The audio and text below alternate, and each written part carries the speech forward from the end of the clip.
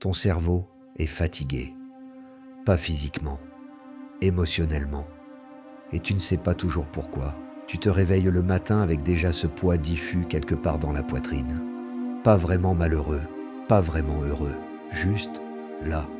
Et si je te disais que les personnes les plus heureuses du monde n'ont pas plus d'argent que toi, pas de meilleur travail, pas de maison plus grande, pas moins de problèmes non plus. La différence entre eux et toi, elle est presque stupéfiante de simplicité. Ils font 7 petites choses chaque jour, des habitudes si petites, si banales en apparence, que la plupart des gens les ignorent complètement. Ils scrollent dessus, ils passent à autre chose. Et c'est exactement pour ça qu'ils restent coincés dans cet état de fond, ce stress permanent, cette anxiété silencieuse. Mais toi, aujourd'hui, tu vas découvrir ces 7 habitudes une par une.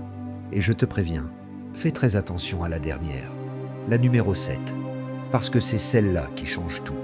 C'est le fil invisible qui relie toutes les autres.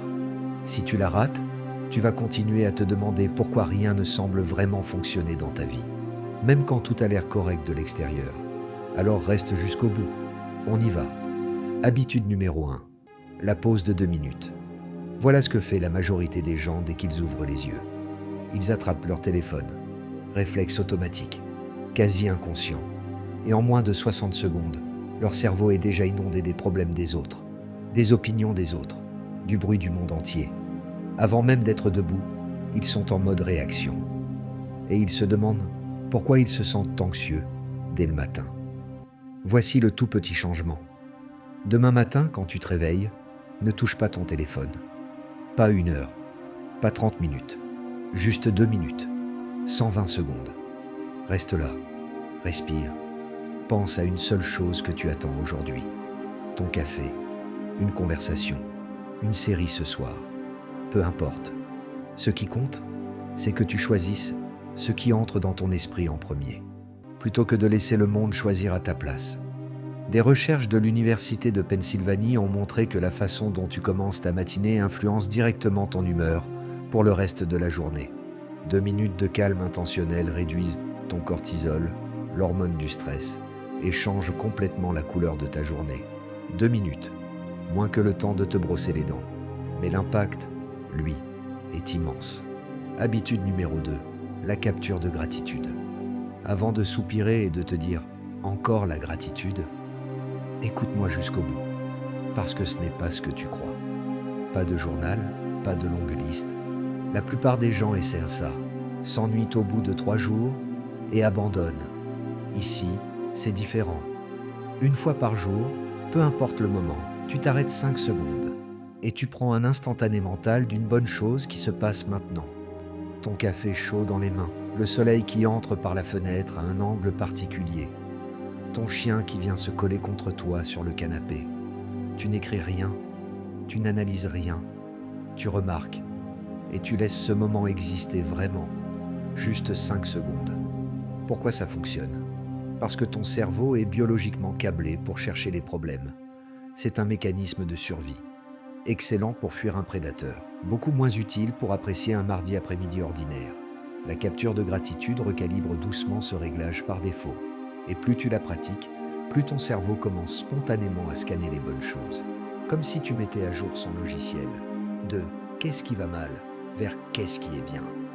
Le docteur Robert Emmons, l'un des chercheurs les plus reconnus sur la gratitude, a montré que des pratiques de gratitude simples et quotidiennes augmentent le niveau de bonheur ressenti de 25%. 25%. Pour 5 secondes par jour. Habitude numéro 3, le compliment du jour. Celle-là va peut-être te mettre un peu mal à l'aise, et c'est souvent bon signe. Chaque jour, offre un compliment sincère à une personne. Une seule. Pas quelque chose de vague ou de convenu.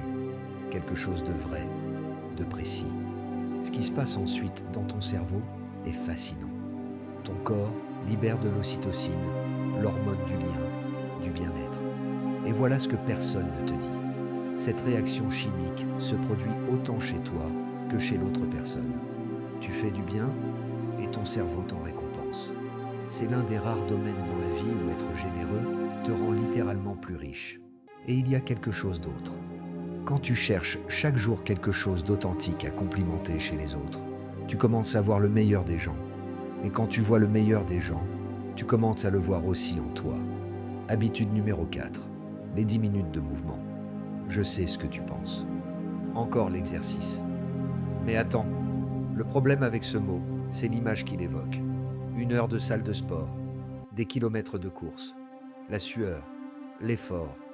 Et cette image est si lourde que la plupart des gens font simplement rien. Alors oublie cette image. 10 minutes, c'est tout ce qu'il faut.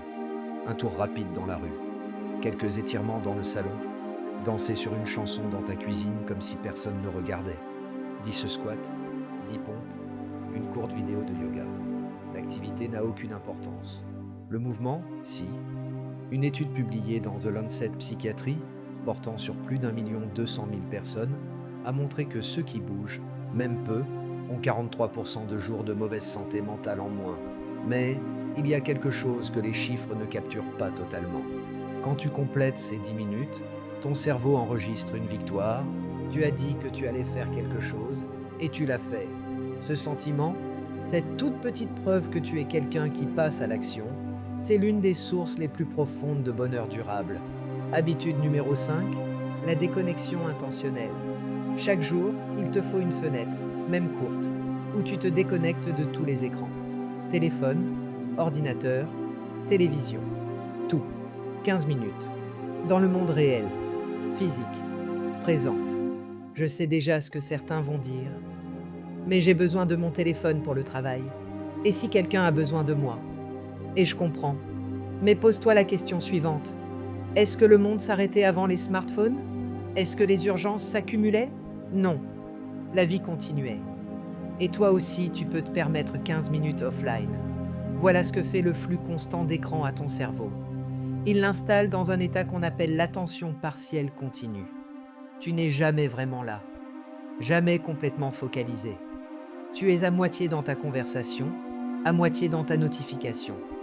Ton cerveau n'a jamais de vrai repos. Et cette stimulation permanente crée une anxiété de fond, subtile, presque invisible, tellement habituelle que tu penses que c'est normal. Mais ce n'est pas normal. C'est juste devenu familier. Quand tu te déconnectes pour 15 minutes, quelque chose de simple se produit. Tu commences à entendre, à voir, à ressentir le bruit de la pluie dehors, le goût de ce que tu manges, le visage de la personne en face de toi. Tu revis ta vie au lieu de la traverser en zombie. Habitude numéro 6, le vidage du cerveau du soir. Tu connais ce moment. Tu es allongé dans le noir, les yeux fermés. Et ton cerveau décide que c'est exactement le bon moment pour repenser à tout. Les tâches non finies, les inquiétudes. Cette phrase maladroite que tu as dite en 2016 et dont tu ne sais pas pourquoi elle remonte maintenant. Le cerveau tourne, le sommeil résiste. Voilà la solution. 5 minutes avant de dormir, un papier ou les notes de ton téléphone. Et tu vides tout ce qui est dans ta tête. Les angoisses, les tâches de demain, les idées, les frustrations. Tu ne tries pas, tu ne résous rien, tu extériorises, c'est tout. Pourquoi ça marche? Parce que ton cerveau traite les pensées non finies comme des onglets ouverts en arrière-plan. Il tourne, consomme de l'énergie, t'empêche de te déposer vraiment. Quand tu les écris, tu envoies ce signal à ton système nerveux. C'est capturé, tu peux lâcher. Une étude de l'université Baylor a montré que les personnes qui écrivent leur liste de choses à faire avant de dormir s'endorment en moyenne 9 minutes plus vite. 9 minutes par nuit. Sur une semaine, c'est 1 heure de sommeil supplémentaire. Et un meilleur sommeil, c'est une meilleure humeur, une meilleure concentration, de meilleures décisions. C'est la chaîne entière. Habitude numéro 7. La phrase d'identité. Et voilà, la dernière. Celle dont je t'ai parlé depuis le début. Chaque jour, à n'importe quel moment, tu te dis une phrase, à voix haute ou dans ta tête, peu importe. Mais tu la penses vraiment. La phrase est celle-ci. Je suis le genre de personne qui prend soin de son bonheur. Simple, presque trop simple. Et pourtant, toutes tes actions dans la vie sont guidées par qui tu crois être. Si au fond de toi tu te vois comme quelqu'un d'anxieux, de stressé, de pas fait pour être heureux, tu vas prendre des décisions qui confirment cette croyance. Mais quand tu commences à te dire « je suis le genre de personne qui prend soin de son bonheur », quelque chose se déplace en toi. La pause du matin devient évidente. La gratitude devient naturelle. Le mouvement devient nécessaire. Parce que c'est ce que ferait quelqu'un comme toi. James Clear, l'auteur d'Atomic Habits, l'un des livres les plus influents jamais écrits sur le comportement humain, dit exactement ça. La façon la plus puissante de changer ses habitudes, ce n'est pas de fixer des objectifs, c'est de changer l'image qu'on a de soi. Chaque action que tu fais est un vote pour la personne que tu choisis de devenir. Et chaque fois que tu prononces cette phrase, tu votes. Tu dis à ton cerveau, voilà qui je suis maintenant. Voilà mon standard. Voilà ce qui est non négociable pour moi.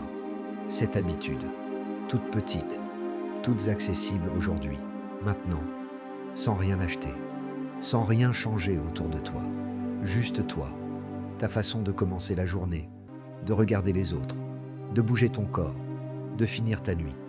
Et une phrase, une seule, qui tient tout ensemble. Je suis le genre de personne qui prend soin de son bonheur. Dis-la et recommence demain.